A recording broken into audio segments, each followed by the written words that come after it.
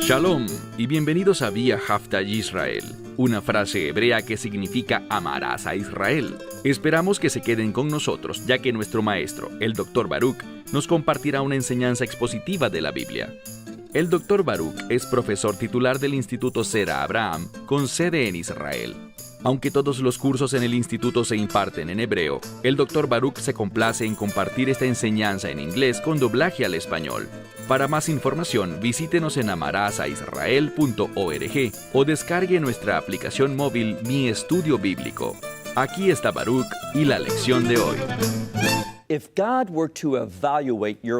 Si Dios evaluara tu vida, y por cierto, Él lo hace constantemente, ¿cómo te calificaría? ¿Te vería como un creyente maduro, como alguien que ha crecido, que ha madurado en lo que Dios quiere que seas? ¿O te vería como a un niño pequeño? Toma tu Biblia y ve conmigo al libro de Efesios, continuando donde quedamos la semana pasada, en Efesios 4, versículo 14. Pablo sigue hablando aquí de cómo la palabra de Dios exige que maduremos, que crezcamos espiritualmente, que nuestras obras estén cada vez más alineadas con las de un creyente maduro. Noten cómo él se dirige a este grupo en Éfeso.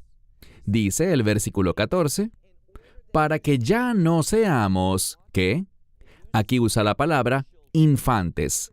En el idioma bíblico hay varias palabras que pueden usarse para un infante. A veces, el Mesías hablándole a sus discípulos los llamaba hijitos, pero lo hacía en el sentido de ser su líder, un tipo de figura paterna. Ese no es el significado de la palabra que se usa aquí. Esta palabra se refiere a alguien inmaduro, a alguien pequeño, incapaz de valerse por sí mismo, uno que no puede ser dejado solo, uno que causa numerosos problemas. Algo así como un niño travieso. Leamos de nuevo el verso 14. Aquí él nos exhorta a que ya no seamos niños pequeños. ¿Y qué descripción hace de estos infantes?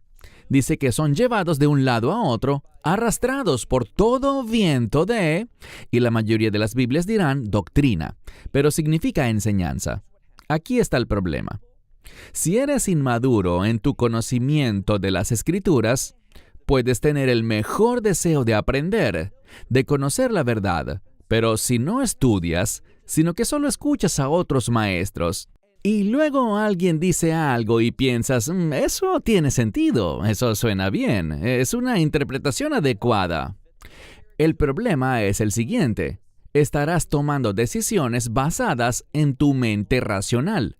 Entonces, ¿qué pasa? Bueno, otra persona vendrá con una enseñanza diferente, pero de nuevo también te suena bien. Tiene sentido. Es justo lo que quieres escuchar. Te gustan las promesas que te ofrece, entonces lo empiezas a seguir. Pero como luego eso no produce lo prometido, buscas otra fuente de enseñanza. ¿Qué dice la palabra de Dios? Bueno, presta atención. Dice, no sean llevados de un lado a otro por todo viento de enseñanza. ¿Por qué? Porque muchas personas usan este libro, emplean el lenguaje y la terminología correctos. ¿Pero qué hacen? Fíjense bien. Literalmente dice inti kubiab. Es una expresión griega que significa por medio de, y esta palabra griega kubiab es de donde proviene la palabra para cubo, o tal vez una mejor traducción sea dado. Esto es lo que ocurría en esa cultura. Las personas jugaban a los dados para apostar. Algunos engatusaban a otros para que vinieran a jugar con ellos, pero todo estaba arreglado. Ellos tenían trucos bajo la manga, manipulaban los dados de cierta manera para engañar a los incautos. Entonces, ¿por qué la gente iba allí? Porque deseaban ganar, querían obtener beneficios económicos. Pero ¿cómo terminaban? Terminaban engañados. Sigan leyendo. No solo por estos dados falsos manipulados de cierta manera, sino también dice, por la astucia. Esta palabra astucia transmite una idea similar a lo que vemos en el libro de Génesis. con respecto a la serpiente o Satanás, descrita como la más astuta de todas las bestias del jardín. ¿Y qué quería? Destrucción. Estas personas que no hablan la verdad, que manipulan las cosas para su propio beneficio, que quieren controlarte para que hagas lo que ellos desean, estas personas son astutas como su padre, Satanás. Volvamos al verso 14. Dice, con el fin de que ya no seamos como niños pequeños, inmaduros, traviesos, llevados de un lado a otro por todo viento de enseñanza en el engaño, literalmente en los dados de los hombres, y por la astucia, según y aquí tenemos la palabra griega de la cual obtenemos el término metodología, es decir, según los métodos, en otras palabras. Lo que esto nos dice es que es una metodología de ¿qué? Miren el verso 14 al final. Una metodología de artimañas, o de engaño, o de error, como quiera que tu Biblia traduzca esta palabra. Esto está basado en el mismísimo Satanás. Él tiene inteligencia, tiene perspicacia y tiene discernimiento. Él puede discernir lo que desea tu carne. Él sabe cómo piensas, comprende la mente racional humana y puede crear un discurso, o sea, él puede hacerte una oferta que parezca correcta, que tenga sentido. Él puede manipular la situación para hacer que respondas a él, siempre que tu objetivo sea lograr lo que tú quieras, cumplir tus deseos, basado en lo que tú consideras lo mejor, lo que es correcto ante tus ojos. Allí está el peligro. ¿Qué debemos entender? Avancemos al verso 15. Los verdaderos maestros, los verdaderos siervos de Dios, ¿qué quieren hacer? Verso 15. Ellos quieren hablar la verdad. Este pasaje comienza con la palabra griega dei, que indica un contraste. Nosotros no somos como esos que usan trucos, que usan dados falsos, que traman engaños contra los demás. No, dice aquí, nosotros hablamos la verdad en amor. ¿Con qué propósito? Pues hablamos la verdad en amor para que crezcamos en Él, y luego dice, en todas las cosas, en todo asunto. La meta es clara. Hay un grandioso pasaje bíblico que habla de llevar todo pensamiento cautivo a la obediencia del Mesías. Esa debería ser tu máxima meta, tu objetivo. Debes orar, Dios, quiero que todos mis pensamientos, todas mis imaginaciones y las inclinaciones de mi corazón sean llevados cautivos a la obediencia al Mesías. En otras palabras, más que cualquier otra cosa, quiero obedecerte. Cuando te acercas a Dios así, vas a oír la voz del Espíritu Santo. Uno de los resultados que eso produce en la vida del creyente es que te dará discernimiento. Así que cuando la gente del mundo venga presentándote nuevas doctrinas, nuevas enseñanzas, este nuevo libro de moda, y el mundo los reciba y diga, ¡wow! ¡Qué gran líder espiritual! O, miren este gran gurú, como se hacen llamar algunos. Aunque el mundo los acepte, aunque lo que diga suene genial y tenga gran popularidad, el problema es este. El resultado final no será la obediencia, sino que buscará satisfacer los deseos de la carne, y eso conduce al mismo lugar donde terminaron Adán y Eva. Conduce a la destrucción y finalmente a la muerte. Entonces, ¿en qué se basa la verdad?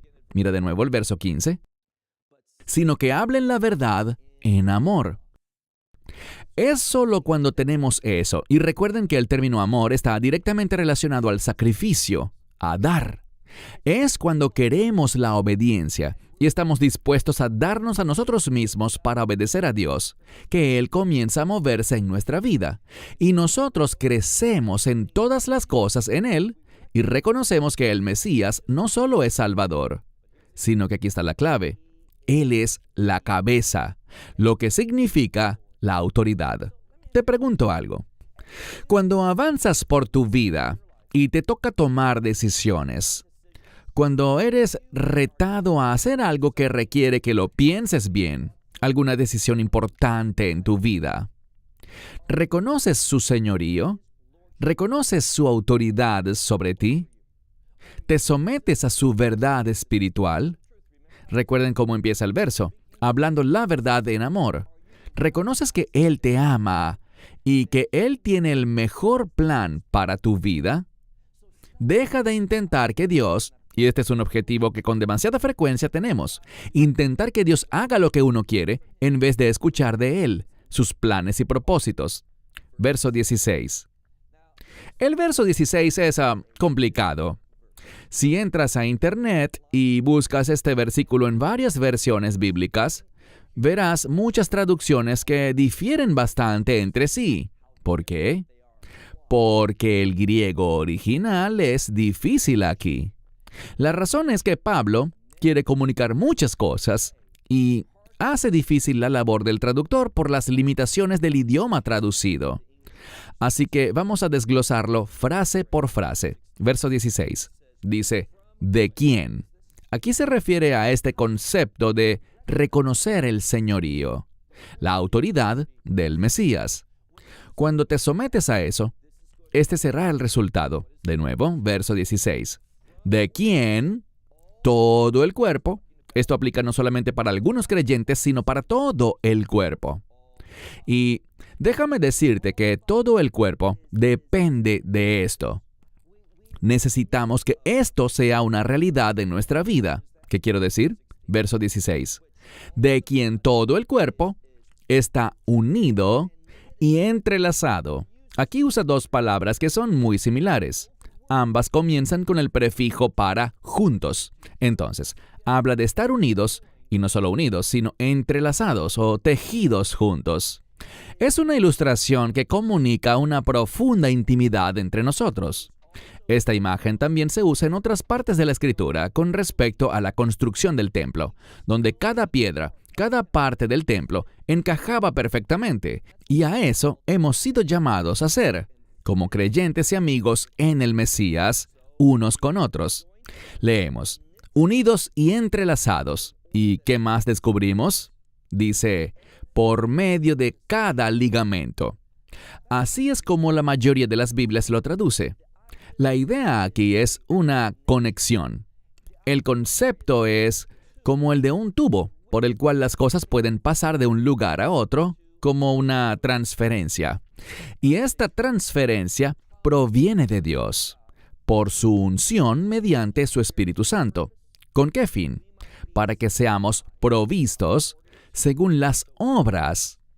Y noten lo que dice, para que cada parte pueda compartir el crecimiento del cuerpo, logrando la edificación de sí mismo en amor. Lo que está diciendo es esto. Es solo cuando nos sometemos al señorío del Mesías, solo entonces estaremos unidos y entrelazados, logrando esa unidad. Pero eso no es suficiente. También tenemos que ser recipientes. Esa unidad nos posiciona para que podamos recibir lo que necesitamos. ¿Para qué? Bueno, él usa el término edificación. Es crecimiento, madurez y también está arraigado en fuerza. Un edificio que está bien edificado es un edificio fuerte, uno que no puede ser destruido fácilmente, que perdura y resiste ante todos los elementos del clima o cualquier amenaza que pueda enfrentar. Y eso es lo que Dios está diciendo con respecto a su iglesia, al cuerpo de creyentes. Y de eso está hablando cuando dice un solo cuerpo. Verso 17. Como esto es muy importante, noten la terminología que usa Pablo. Dice, por tanto, esto. Y esta palabra lo hace enfático. O sea, él está enfatizando este versículo como algo crucial, algo que une todo lo anterior. Verso 17. Por tanto, esto digo. Y noten que no solo dice digo, sino que usa otra palabra. Yo testifico, les doy testimonio. Esto es importante porque Pablo está diciendo, esto no es algo que oí de alguien más, no es algo que simplemente leí y tal vez no entendí. Esta es la verdad de Dios que Pablo aplicó a su vida y ahora puede dar testimonio de que es una realidad para él. que Él lo ha experimentado. Por lo tanto, nosotros también deberíamos querer experimentar eso, aplicándolo de la misma manera. Leamos el verso 17. Por tanto, esto digo y testifico en el Señor, que ya no andéis como los gentiles.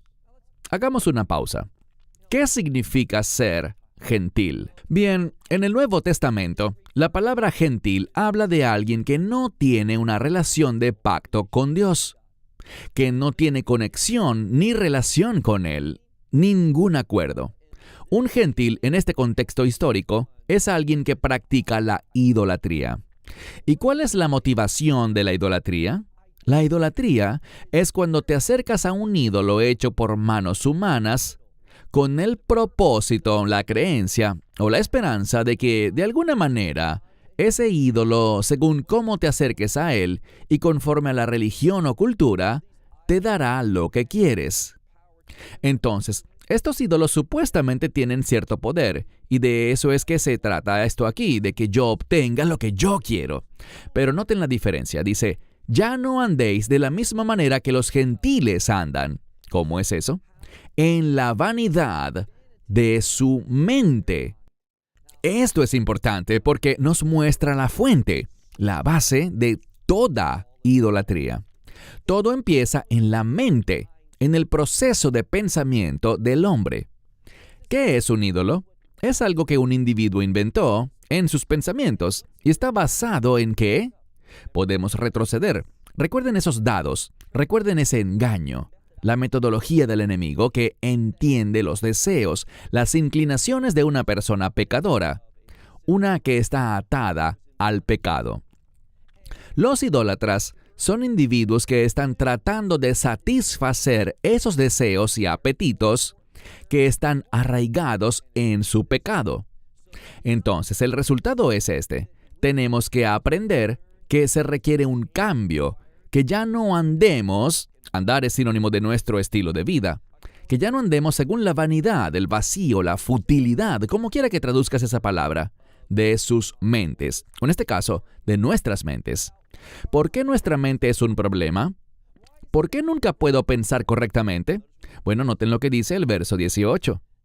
El verso 18 es lo que podríamos decir un versículo, y recuerden que Pablo fue un hombre entrenado como rabino. Él escuchó las interpretaciones de los sabios de la antigüedad.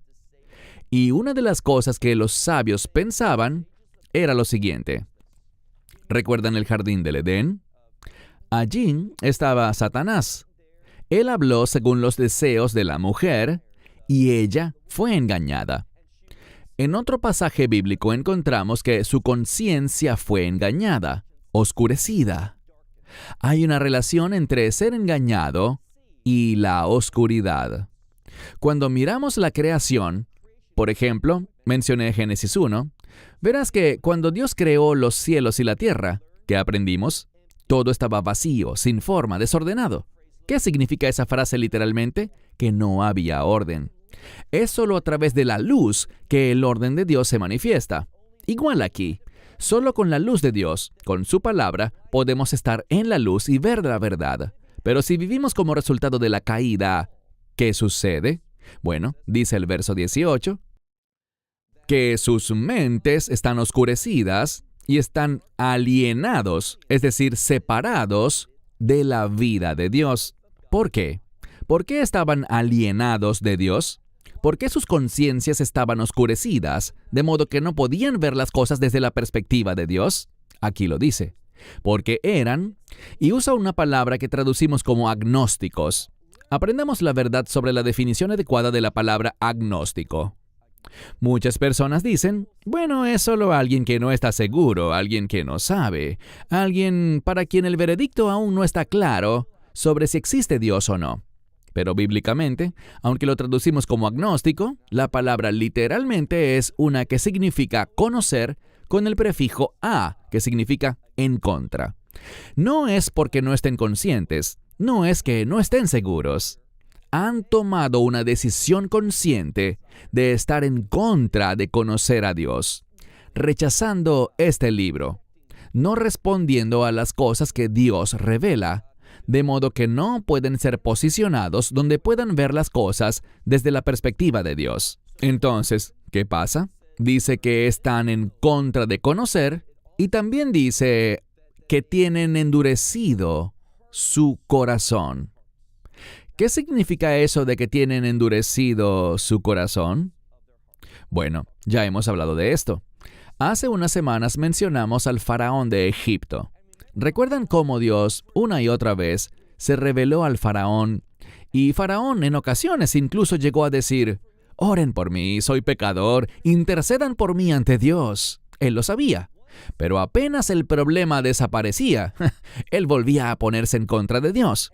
Y cada vez que faraón se apartaba de la verdad que le era revelada, ¿qué pasaba? Dios endurecía su corazón. No era que Dios, como algunos malentienden la soberanía de Dios, simplemente endureció su corazón porque Dios dijo, soy soberano y puedo hacerlo. Eso no es lo que revela la Biblia. Fue el rechazo de Faraón lo que produjo que su corazón se endureciera. Hay un principio, una ley.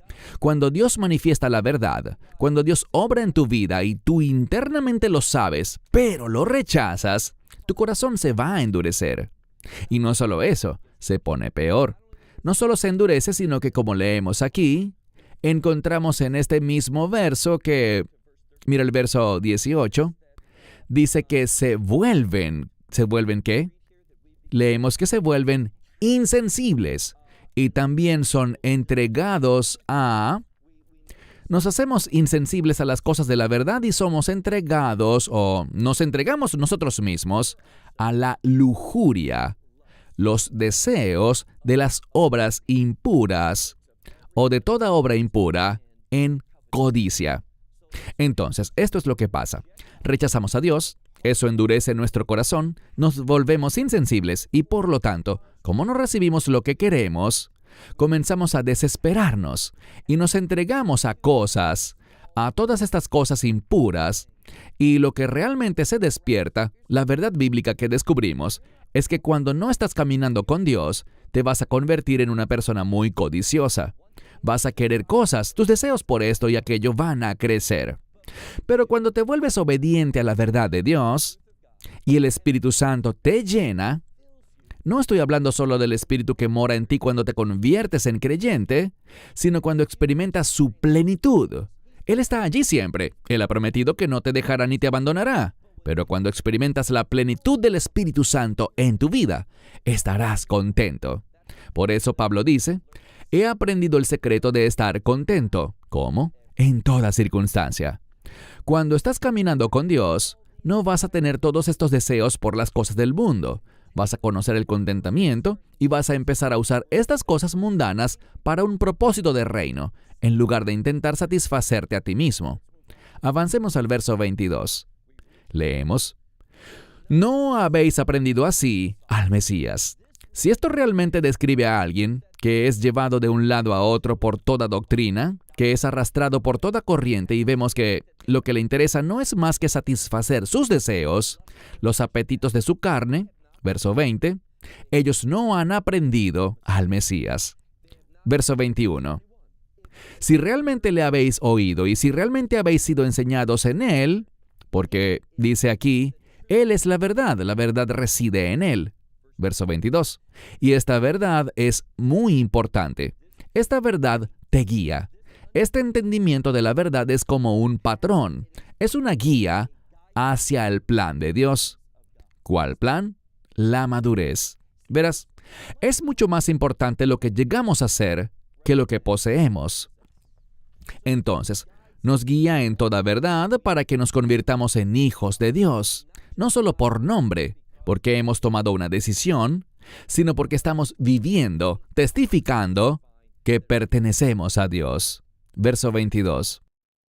Si este es el caso, dice desechad, literalmente dice alejad de vosotros todo lo relacionado con vuestra conducta anterior. Esto es importante porque se supone que debemos convertirnos en nuevas criaturas, y hacia allá se dirige. ¿Recuerden que hablaba de ser un hombre perfecto y no vivir como el hombre viejo? Mira de nuevo el verso 22. Dice, alejad de vosotros la antigua conducta del viejo hombre. aquel que está corrompido según todos los deseos, y este deseo está arraigado ¿en qué? En aquello que no es la verdad. Usa la palabra bíblica para definir un engaño. ¿Por qué se menciona el engaño aquí? Porque si no estoy caminando con Dios, si no estoy escuchando de Él, el resultado de eso es que voy a ser muy susceptible al engaño. Hay una conexión entre mis deseos. Recuerden lo que dice, mire de nuevo el verso 22 al final. Dice, según los deseos de engaño. Cuando eres alguien que no camina en la verdad y solo piensas basándote en la ilusión de tu mente racional, una mente que no ha sido regenerada, ¿qué va a pasar? Vas a tener deseos y esos deseos van a ser una fuente para que seas manipulado y controlado por el enemigo. En lugar de caminar en la verdad, caminarás en el engaño y la falsedad. Verso 23. Dice, y esto es lo que Él quiere de nosotros, esta es la alternativa y solo hay una. Verso 23. Dice, sino, y noten esa misma palabra que habla de un contraste, de algo muy diferente, sino sean renovados en el espíritu de vuestra mente. Con esto es con lo que quiero concluir hoy. Nuestras mentes, debido al pecado, todos somos hijos de Adán y por lo tanto, cuando nacemos, tenemos una mente que está en un estado caído. Es decir, una mente que solo sabe pensar racionalmente. Y cuando caminamos en nuestra mente racional, como dije, vamos a ser susceptibles al engaño. Entonces, ¿cuál es la solución? Solo hay una, que seamos renovados. Y todo esto tiene que ver con la novedad. Implica un cambio. Y la única fuente de ese cambio es ¿quién? El Espíritu de Dios. Volvamos a Génesis. De la misma manera que vimos este vacío, esta falta de forma, esta ausencia del orden de Dios, esta oscuridad, todas estas cosas que Él está señalando en el pasaje para mostrar que éramos iguales al mundo hasta que ¿quién comenzó a moverse? Hasta que el Espíritu de Dios comenzó a moverse sobre las aguas. Y cuando el Espíritu de Dios comenzó a moverse, ¿qué pasó? Se hizo la luz. Entonces, cuando nuestras mentes son renovadas por el Espíritu, es como si la luz se encendiera. Solo piensa en cómo actúas en medio de la oscuridad. No puedes tomar decisiones, no puedes ver, ni sabes a dónde vas. Pero cuando la luz se enciende, todo se vuelve claro. Ese es el beneficio del Espíritu Santo. Se terminó mi tiempo. Hasta la próxima semana, cuando concluiremos el capítulo 4 y encontraremos la gran bendición del Espíritu de Dios. Esperamos que te hayas edificado con el mensaje de hoy y lo compartas con otros. Te invitamos a seguir nuestros estudios cada semana por este canal y por el portal de YouTube de Amarás a Israel. También puedes descargar nuestra aplicación móvil gratuita, Mi Estudio Bíblico. Finalmente, para obtener más información sobre nosotros, visita nuestra web amarasaisrael.org, donde encontrarás otras conferencias de Baruch en audio, video y texto. Hasta el próximo programa. Que el Señor te bendiga en Yeshua HaMashiach, Jesús el Mesías, mientras caminas con Él. Shalom desde Israel.